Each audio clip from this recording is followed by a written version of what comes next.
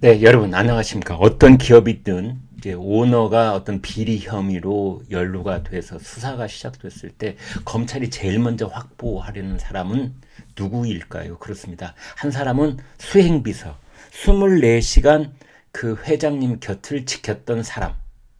이제 이 사람을 확보를 해야 되는 겁니다. 또 한 사람은 그 회장님의 돈줄을 관리했던 사람. 그러니까 뭐 재경국장이 돼도 좋고 재경 본부장이 돼도 좋고 재경 총괄본부장이 돼 이름은 어떻게 됐든 상관없이 이 두 사람이 회장님이 하는 행동, 했던 행동, 지난 365일 2년 3년 동안 낱낱이 알고 있는, 그리고 그 증거까지도 갖고 있는 사람이 바로 이 두 사람입니다. 한 사람은 재경 본부장, 다른 한 사람은 수행비서, 이 사람입니다. 어떤 대기업에서 부회장이 많이 알고 있을까요? 천만의 말씀입니다. 부회장 다 겉다리일 가능성이 있는 겁니다. 뭐 가까이 멀리 뭐 있는 사람들 다 겉다리. 그러나 그 회장님의, 그 실세 오너의 속을 가장 정확하게 알고 있고 그 명령을 수행했던 사람이고 결과를 보고했던 사람이고 그 증거를 가지고 있는 사람이 바로 수행비서하고 재경 본부장입니다. 사진을 두 장 보여드리겠습니다. 먼저 이 사진 보시죠. 네. 아주 신체가 건장한, 호대가 아주 멀쩡한 남자. 근데 자세히 보시면 반바지 차림이죠. 네. 이제 이 사람이 누군가 하면은 김성태 쌍방울 전 회장의 수행비서라는 사람입니다. 지난 2월 7일 인천공항을 통해서 태국으로, 캄보디아에서 한국으로 압송이 된 사람이죠. 이 사람이 이제 박모 씨, 성이 박 씨인데요. 이 사람이 정말 중요한 겁니다. 왜? 쌍방울 김성태 회장이 돈을 누구한테 보내? 어디로 보내? 야, 그리고 저기한테 연락해가지고 그 무슨 부장 컴퓨터 다 치우라고 그래. 이런 모든 명령을 수발한 사람이 바로 이 사람입니다. 더더군다나 이 사람은, 여기 가장 핵심 포인트인데요. 김성태 전 회장이 사용해왔던 휴대폰을 5대 혹은 6대를 가지고 지금 이번에 들어온 겁니다. 그 휴대폰 안에는 김성태 회장의 지시사항이 고스란히 다 들어있는 겁니다. 야, 저게 자금 20억 마련하라고 그래. 야, 거기 5억 원 이쪽으로 보내라고 그래. 아, 그리고 곧 검찰 수사 들어간다니까 어디에 있는 컴퓨터 전부 다 하드디스크 다 바꿔. 이를테면 이런 지시사항이 다 여기 안에 들어가 있다. 이렇게 이제 볼 수가 있는 겁니다. 또 사진 하나 보여드리겠습니다.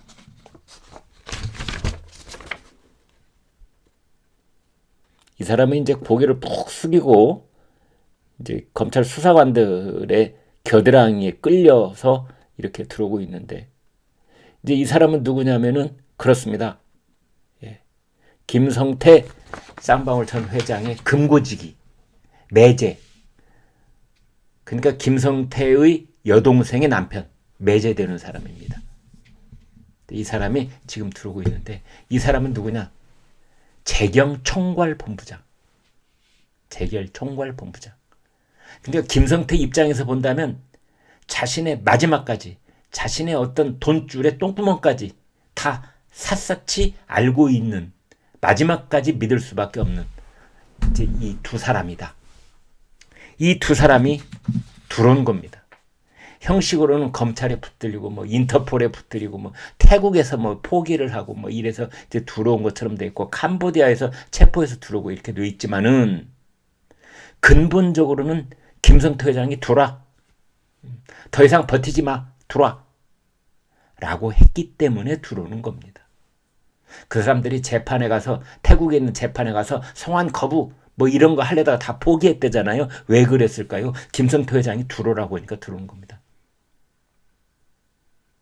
그리고 김성태 회장이 증언을 하라.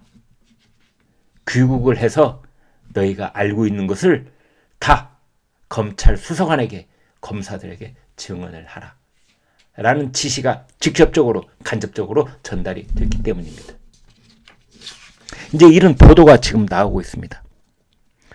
김성태 전 회장의 매제인 이 김씨, 김 전 재경총괄본부장 11일 해외 도피 9개월 만에 태국에서 출발해서 인천국제공항을 통해서 입국을 했습니다.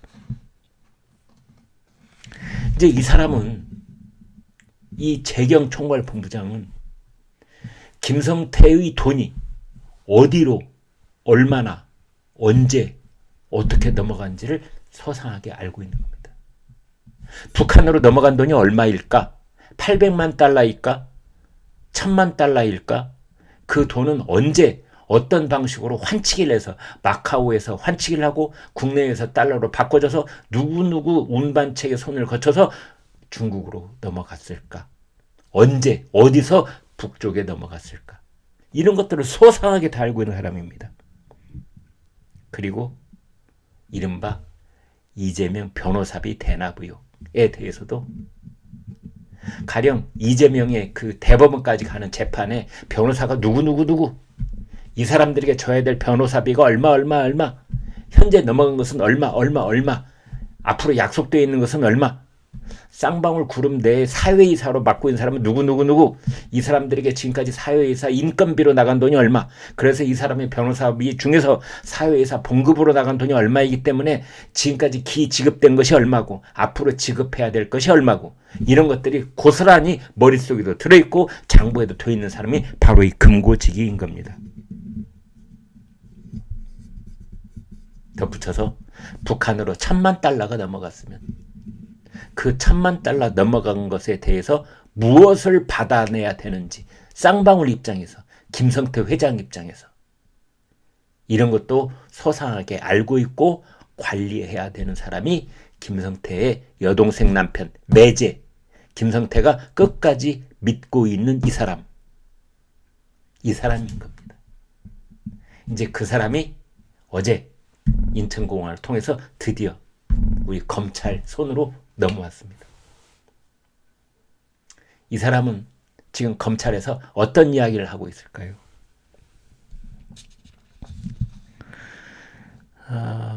김성태 전 회장의 심경을 전달하는 그 측근들이 이제 언론 인터뷰에서 이런 말을 하고 있습니다. 김성태 회장님이 진실을 밝히고 싶어 하십니다. 모든 것을 뒤집어 씌우려는 모양새가 굉장히 배신감과 억울함을 느끼게 하고 있습니다. 그렇습니다. 김성태 전 쌍방울 그룹 회장은 이제 젊었을 때 전주 나이트 클럽을 중심으로 한 나이트파에서의 이름을 달리던 주먹이었습니다. 이런 사람들이 특징이 있는데요. 정치인 출신이나 기업인 출신들하고는 전혀 다른 태도를 가지고 있는 측면이 있는데, 한번 배신감을 느끼고 한번 인간적 모멸감을 느끼면은 그냥 아주 단순하게 다 얘기해버립니다.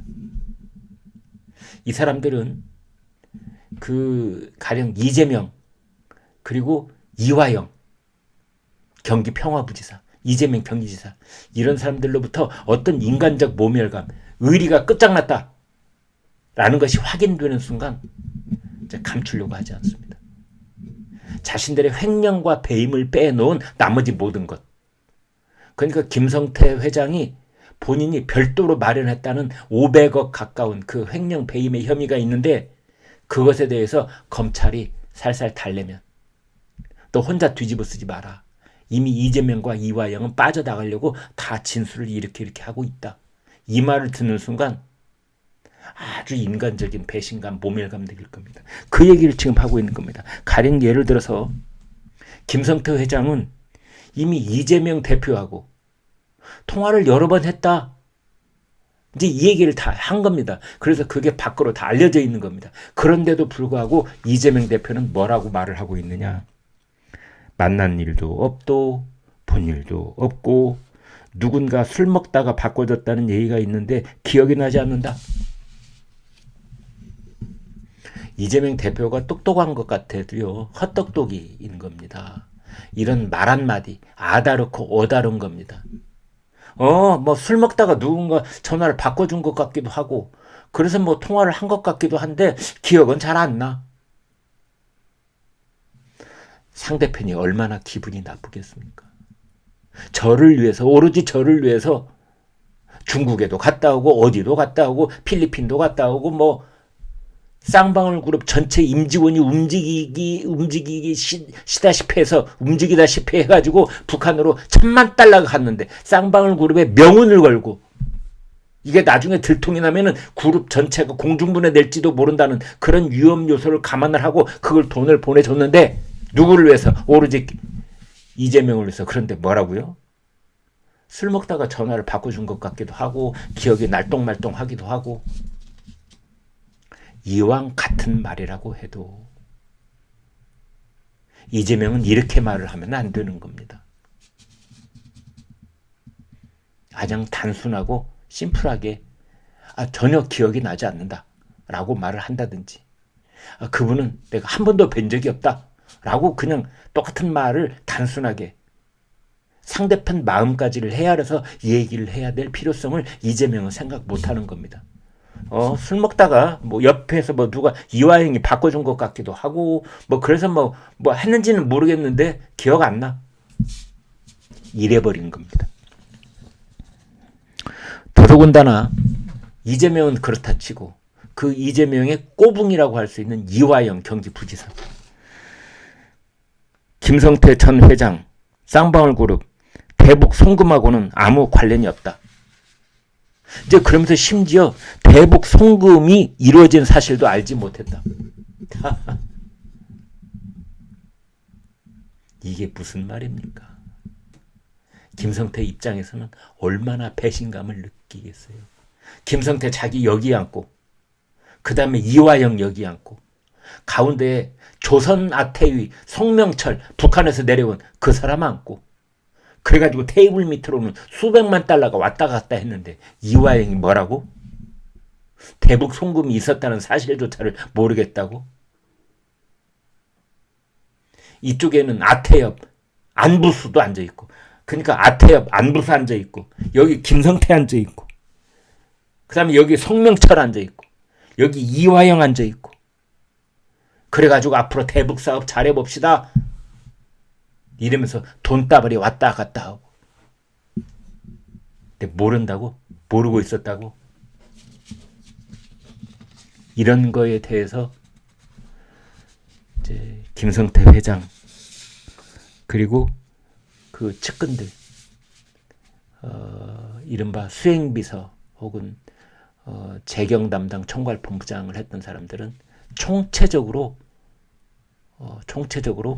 경기도 팀들한테 경기도 팀이라고 하면은 이재명 지사, 이화영 부지사, 안부수, 아태엽 회장 이런 사람들한테 총체적인 배신감 이제 끝장났다. 더 이상 그 사람들을 보호해줄 필요를 느끼지 않는다. 그래서 김성태 회장이 이제 자신의 오른팔 왼팔이라고 할 수 있는 이재명에게 정진상이 있고 김용이 있다면 김성태에게는 재경 총괄본부장이 있고 그 다음에 수행비서가 있었다. 이렇게도 볼 수 있는 겁니다. 그 두 사람을 야 캄보디아 태국 들어와 다 얘기해 검찰에서 그렇게 돼 있는 겁니다.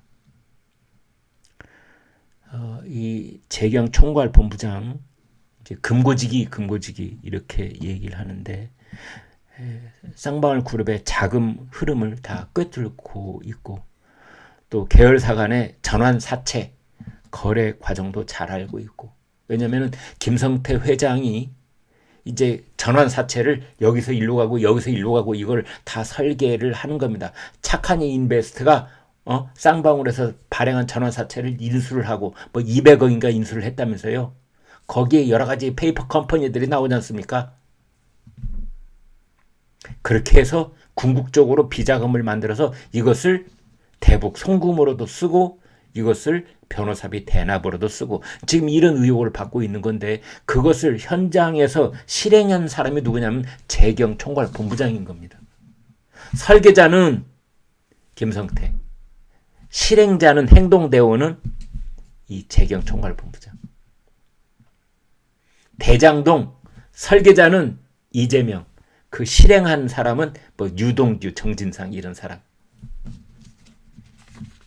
모든 것은 그림이 그렇게 그려진다고 봅니다. 이제 대북 송금은 이 페이퍼 컴퍼니를 통해서 마련된 비자금, 이제 여기에서 염출이 됐을 것으로 볼 수 있는 거고, 이 재경 총괄본부장은 거기에도 깊숙이 관련이 됐을 겁니다. 그래서 김성태가 작년 5월 달에, 그러니까 쌍방울에 대한 수사가 막 시작되기 직전에 김성태가 해외로 딱 도망을 가잖아요. 그때 김성태 전 회장, 그 다음에 현 회장, 그 다음에 재경 총괄본부장. 현 회장은 양선길, 김성태, 양선길, 그 다음에 재경 총괄본부장, 그 다음에 수행비서. 그러니까 핵심 4명이 해외로 나가는 겁니다. 이제 다 돌았습니다. 그 사람들이.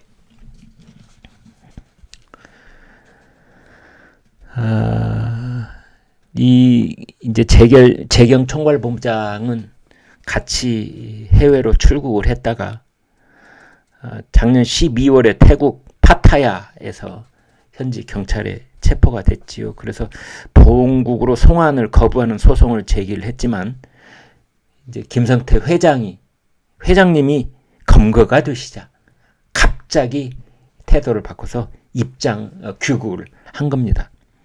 태국 현지 법원에서 불법 체류 혐의 선거 공판이 열렸는데 불법 체류자 신분임을 인정하고 항소를 포기했습니다. 그래서 전격적으로 어제 이제 송환이 돼서 검찰 조사를 받고 있는 겁니다. 이런 상황에서 가장 떨고 있는 사람이 누굴까요? 이재명 대표죠. 이재명 대표죠. 여러분, 이재명 대표가 하는 말을 잘 들어보면은 이 대북 송금 비리 의혹과 관련해서는 구체적으로 반박을 하지 못합니다. 뭐 신작 소설을 썼다거니, 그런데 국민들이 뭐 거기에 대해 별로 감동받지 않을 것이라느니, 이렇게 추상적이고 애매모호하게 반박을 하고 있을 뿐입니다. 왜? 나중에 이게 기소가 되고 재판을 받을 때 지금 말 한마디 잘못해 놓으면은 이것이 자기 발목을 거꾸로 잡을 그런 증거물로 다 남을 가능성이 있기 때문에 지금은 그냥 애매모호하게 전체적으로 추상적으로 소설 쓴다 이러고 있는 겁니다. 그런데 검찰 쪽의 수사는 지금 그 핵심 인물들이 김성태 본인, 그 다음에 재경 총괄본부장, 그 다음에 수행비서가 들고 온 휴대폰, 대포폰 5개, 여기에 모든 것이 나올 겁니다. 이렇게 보면은 대장동이 문제가 아니고, 성남FC가 문제가 아니고, 유래 신도시가 문제가 아니고, 진짜는 여기에 있을 가능성이 있는 겁니다. 이것은 국내법, 뭐 외환관리법 위반이고, 뭐 횡령, 배임, 뭐 이 정도가 아니라 유엔의 대북 제재를 위반한 것이 되는 겁니다. 오늘 준비한 내용 여기까지입니다. 공감을 하시면 구독, 좋아요 부탁드립니다. 고맙습니다.